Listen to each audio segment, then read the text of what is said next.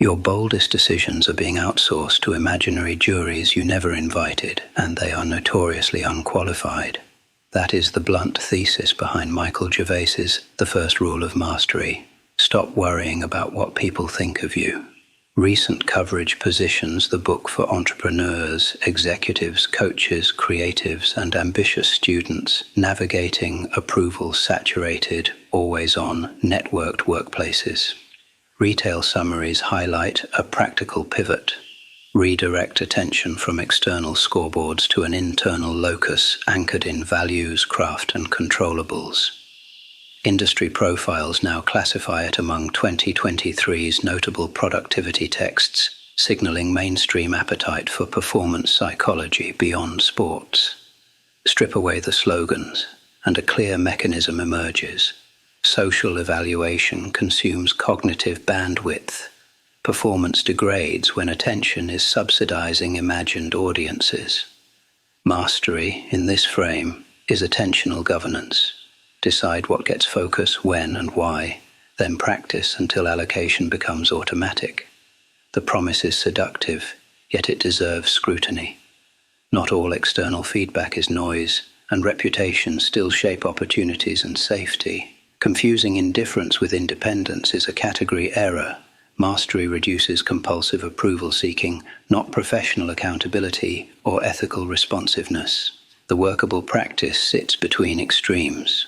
Minimize reflexive people-pleasing. Maximize deliberate calibration against standards that actually predict quality. Start operationally, not motivationally. Define the smallest high-integrity behaviors that express your values under real constraints and measurable conditions. Before a consequential action, name the audience you are imagining, time-box the worry, and convert 3 fears into testable hypotheses. During execution, narrow focus to the next controllable, and use sensory anchors to prevent drift back to phantom spectators. Afterward, review outcomes against pre-registered criteria, not applause metrics. If you must sample opinions, do it purposefully and sparsely. The book's emphasis on training attention is timely. In reputational economies, algorithmic cues quietly hijack our priorities and identity. Yet mastery requires system awareness too.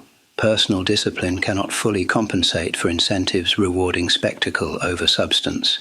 A critical reading therefore pairs inner skills with environmental design, reduce vanity metrics, clarify decision rights, and protect deep work intervals. Confidence here is not a feeling, but a track record of aligned actions under uncertainty, accumulated through repetitions, not declarations. Stop granting the loudest nearby reaction the status of evidence. Elevate data from your craft, your experiments, and your commitments. When the audience finally arrives, let them find you mid-practice, attentive to the work, not auditioning for their approval.